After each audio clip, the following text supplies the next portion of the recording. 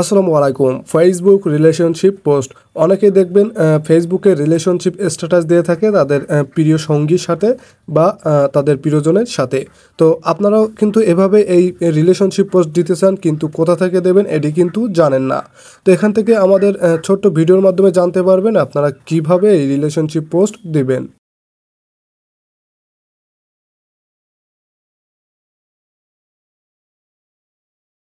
ওকে, শুরুতে কী করবেন, Facebook open করে নেবেন। ওপেন করার পরপরই এমন ইন্টারফেস শো হবে যেখানে দেখতে পাচ্ছেন ছোট্ট একটা খালি ঘর রয়েছে, এখানে লেখা রয়েছে হোয়াটস ইওর মাইন্ড।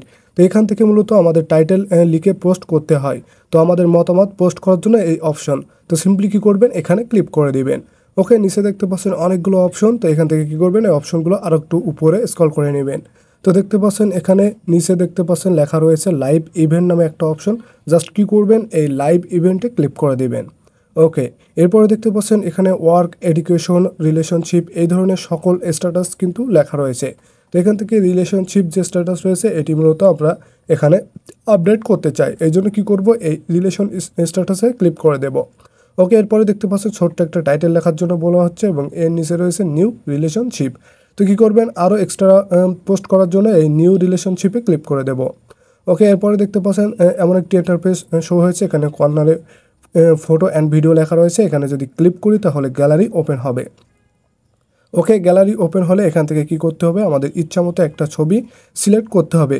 আসলে ইচ্ছা মতো বলতে আমরা যার সাথে রিলেশনে গিয়েছি তার ছবি বা প্রোফাইল এখান থেকে সিলেক্ট করার জন্য বলা হচ্ছে।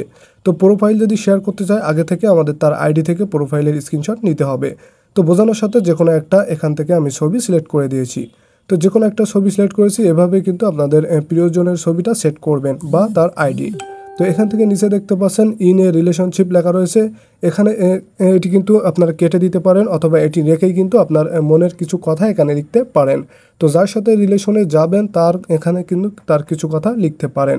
তো এর নিচে দেখতে পাচ্ছেন আরেকটি অপশন রয়েছে, এখানে যদি আমরা ক্লিক করি এখানে মূলত তাকে মেনশন করা হচ্ছে যাকে আপনি যার সাথে রিলেশনে রয়েছেন। তো যার সাথে রিলেশন রয়েছেন তার কয়েকটি অক্ষর এখানে লিখলে নামগুলো চলে আসবে। জাস্ট কী করবেন, এখান থেকে তার নামের উপরে ক্লিক করে দিবেন। তো ফেসবুকে যে রিলেশনশিপ পোস্টগুলো আপনাদের সামনে আসে ঠিক দেখবেন তার নামের সাথে দেখবেন তার নামটি অ্যাড করা থাকে। তো এভাবেই মূলত এখান থেকে অ্যাড করতে হয়। এর নিচে দেখতে পাচ্ছেন ডেট লেখা রয়েছে। তো এই ডেটে যদি ক্লিক করেন তাহলে এখানে দেখতে পাচ্ছেন একটা ডেট সিলেক্ট করার জন্য বলা হচ্ছে। মূলত আপনারা রিলেশনশিপ কোন টাইমে গিয়েছেন সেটি এখান থেকে সিলেক্ট করতে বলা হচ্ছে। তো ইচ্ছা মতো একটা টাইম দিয়ে দিবেন, অর্থাৎ আপনারা যে টাইমে রিলেশনশিপে গিয়েছেন সেই টাইমটা।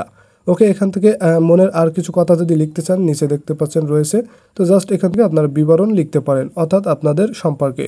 ওকে, এখানে কিছু করব না, এখানে কর্নারে দেখতে পাচ্ছেন নেক্সট অপশন রয়েছে, সিম্পলি নেক্সটে ক্লিক করে দিবেন। ওকে, মূল ইন্টারফেস এমন হবে, এখান থেকে উপরে পাবলিক রয়েছে কিনা দেখে নেবেন এবং এখান থেকে আপনাদের সম্পর্কে আর কিছু লিখতে চাইলে এখানে দেখতে পাচ্ছেন ছবির উপরে যেমন পোস্ট করি এভাবে লিখতে পারবেন। এবং নিচে দেখতে পাচ্ছেন এখানে নিচে রয়েছে রিলেশনশিপ স্ট্যাটাস এবং এখানে লোগো দেওয়া রয়েছে। তো এই উপরে কর্নারে যদি পোস্ট অপশানে ক্লিক করেন তাহলে এটা কিন্তু সরাসরি পোস্ট হয়ে যাবে আপনাদের আইডিতে এবং আপনার রিলেশনশিপ যার সাথে রয়েছে তার আইডিতে। তো এভাবেই মূলত রিলেশনশিপ স্ট্যাটাস আপলোড দিতে হয়। তো আজকে ভিডিও ছিল এ পর্যন্তই। ভিডিওটা ভালো লেগে থাকলে ছোট্ট চ্যানেলটি সাবস্ক্রাইব করে পাশে থাকুন।